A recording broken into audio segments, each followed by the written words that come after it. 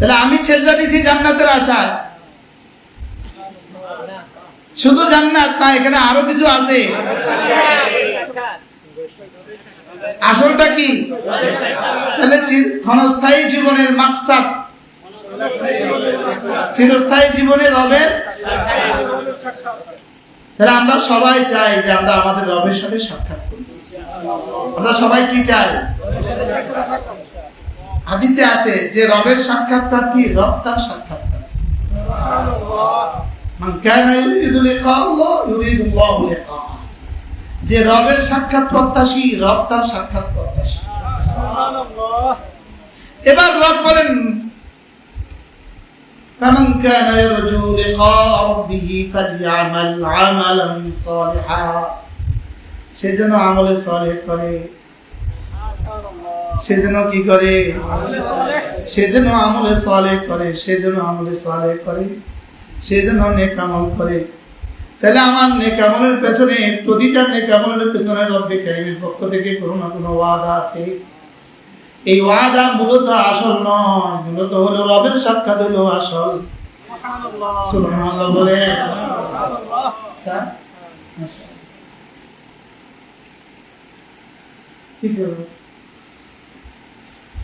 এই ওয়াদাগুলো মূলত আসল নয়, এই ওয়াদাগুলো হলো মোটরসাইকেল দেওয়ার মতো ওয়াদা। বলেন এই ওয়াদাগুলো কি? মোটরসাইকেল দেওয়ার মতো ওয়াদা। বান্দা তুই কমপক্ষে পুরস্কারের লোভে হলেও কর। বলেন বলেন বলেন বলেন, পুরস্কারের লোভে হলেও কর। পুরস্কার তো দিবই দিব, আসলে আসল পুরস্কার তোরা আমি। আসল পুরস্কার কে? আসলে আসল পুরস্কার হলো আমি। এবার বুঝে দেখলে বলুন তো দেখি, আমার জীবনের প্রতিটা ইবাদত জান্নাতের প্রতিটা নিয়ামতের চেয়েও দামি। আমার জীবনের প্রতিটা ইবাদত, বলেন, আমার জীবনের প্রতিটা ইবাদত জান্নাতের প্রতিটা নিয়ামতের চেয়েও দামি। আমার জীবনের প্রতিটা সেজদা জান্নাতের নিয়ামতের চেয়ে দামি। এটা হলো কর্ম, ওটা হলো পুরস্কার। কর্মটা কি হয়? আচ্ছা, আমি যে আমার একটা কর্মচারী দিয়া আমার বিল্ডিং এর কাজটা করাইলাম, আমার উদ্দেশ্য কি? কর্মচারীর উদ্দেশ্য কি? আমার উদ্দেশ্য আর কর্মচারীর উদ্দেশ্য বুঝি এক? আমি হুকুম দিয়ে করালাম, আমার নাতিরা এখানে বড় হবে, আমার উদ্দেশ্য 60 বছরের ইতিহাস। আর কর্মচারীর উদ্দেশ্য কি? রাজমিস্ত্রির উদ্দেশ্য কি? 500 টাকা দিবে, 500 টাকা দিয়ে আমি চাল কিনবো। বলেন না, কি বলছি? কর্মচারীর উদ্দেশ্য কি? আমার 500 টাকা। এবার বাড়িওয়ালার উদ্দেশ্য কি? আমার সামনের একটা ইতিহাস। আমার দিয়ে ইবাদত করাচ্ছেন যিনি রব, বুঝা গেছে তারও একটা উদ্দেশ্য আছে। আমি কর্মচারীরও একটা উদ্দেশ্য থাকা চাই। আমি কর্মচারীর উদ্দেশ্য 500 টাকা, আমি কর্মচারীর উদ্দেশ্য 500 টাকা, বাড়িওয়ালার উদ্দেশ্য 40 বছরের সুন্দর একটা ইতিহাস। আমার রবের উদ্দেশ্য একটা, আমার উদ্দেশ্য আরেকটা। আমার রবের উদ্দেশ্য হলো তুই আমার গোলামিটা করবি, এটাই আমার উদ্দেশ্য। এটাই হলো রবের উদ্দেশ্য, তুই আমার গোলামিটা করবি, তুই আমার সেজদা দিবি, এটা দেখতেই আমার ভালো লাগে। সুবহানাল্লাহ। তুই আমার জন্য এটা কাঁদবি, এটা দেখতেই আমার ভালো লাগে। তুই আমার জন্য জিহ্বাটা নাড়াবি, এটা দেখতেই আমার ভালো লাগে। তুই আমার ভালোবাসায় পাগল হয়ে হয়ে ছুটবি, এটা দেখতেই ভালো লাগে। আমরা ছোটবেলায় জীবনের 8, 9-এ যখন প্রথম 3 দিন তবলিগে যেতাম, পাগলে যেতাম। বন্ধুরা একটা আমিষা, ক্লাসমেটরা, সিনিয়ররা একটা আমিষা, পাগল হয়ে যেতাম। মসজিদের বাইরে ছুটতে থাকতাম। কেউ একজনকে রাস্তা দিয়ে যাইতে দেখছি, তারে মসজিদে আনি নাই, এই ঘটনা ঘটে নাই।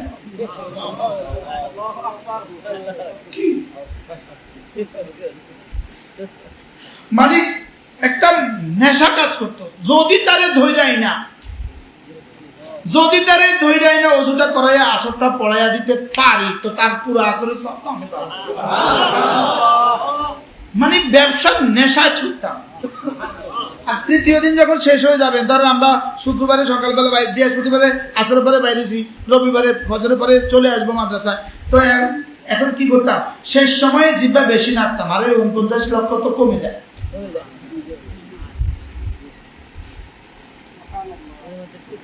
হ্যাঁ 49 কোটি তো কি হয়ে যেতেছে, একটু পরে তো ক্লোজ হয়ে যাবে, একটু পরে তো বন্ধ হয়ে যাবে। এটা অনুভূতি ছিল, কি ছিল বলেন, এটা অনুভূতি ছিল। আল্লাহর একটা উদ্দেশ্য আছে, ওয়ামা খালাকতুল জিন্না ওয়াল ইনসা ইল্লা লিয়াবুদুন। আল্লাহর উদ্দেশ্য শুধুই আমার গোলামি, বলেন শুধুই তার গোলামি। আল্লাহর উদ্দেশ্য শুধুই তার গোলামি।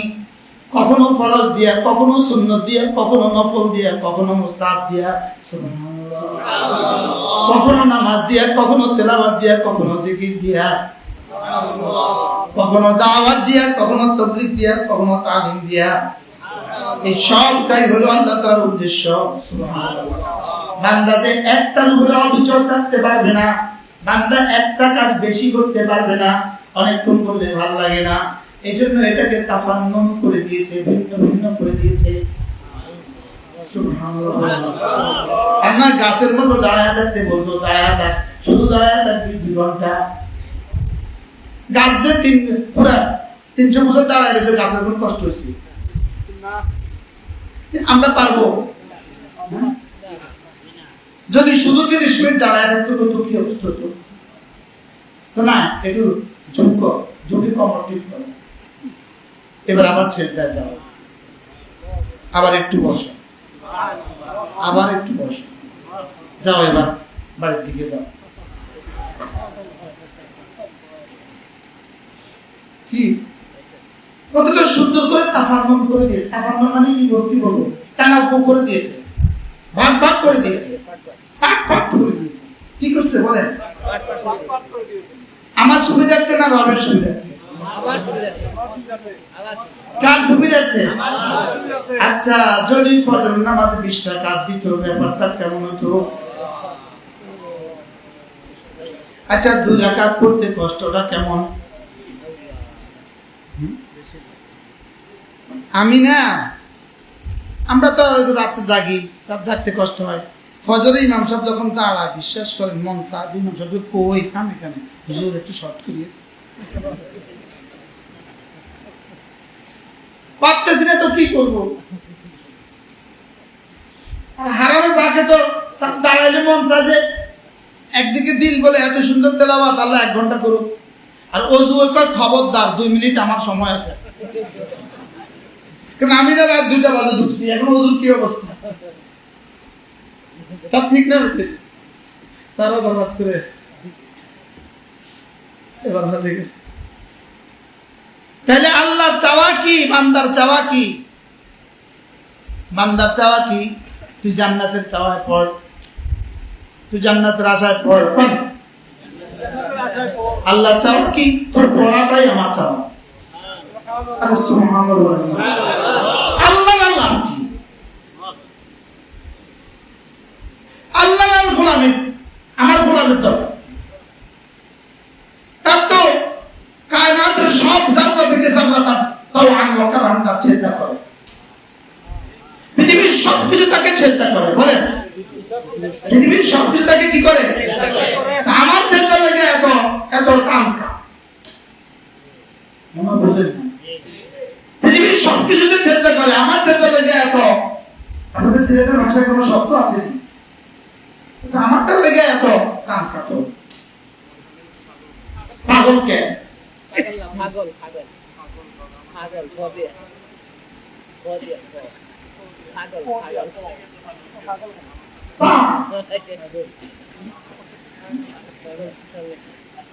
আমারটা লেগে এত পাগল কি তার লাগে? বলেন, কি বলছি? আমারটার জন্য পাগল, এই জন্য তোকে বানিয়েছি শুধু আমি, এই জন্য।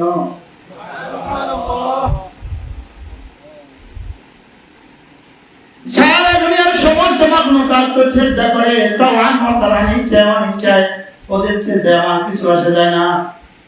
ওরা সেজদা করে খিলকাতান, সৃষ্টিগতভাবে, আর তুমি সেজদা করবে আমাকে ভালোবেসে। তোমার সেজদা মানুষ দেখবে সেজদা, আমি দেখছি তোমার ভালোবাসা। মানুষ দেখছে তোমার কিয়াম, আমি দেখছি তোমার ভালোবাসা। মানুষ দেখছে তোমার রুকু, আমি দেখছি তোমার ভালোবাসা। মানুষ তো শুনছে সুবহান রাব্বিয়াল আযীম, আর আমি শুনছি শুধুই তোমার ভালোবাসা।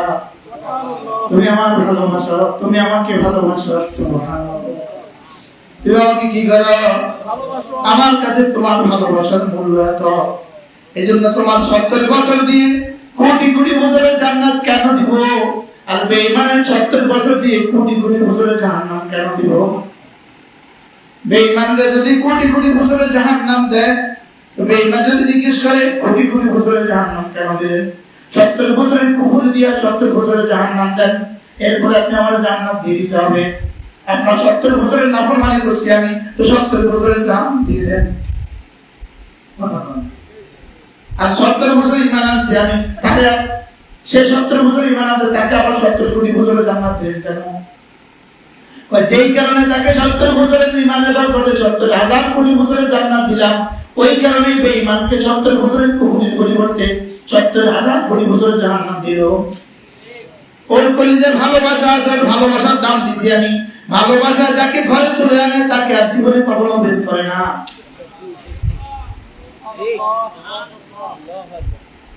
কি কি বলতে পারো? আমার দাদি এত বুড়ো, এখনো ঘর থেকে বের করছি না কেন? এখন তো তার কোনো কাজ নাই, তো আমরা মোমেন্টটা তাকে ঘর থেকে বের করি না কেন?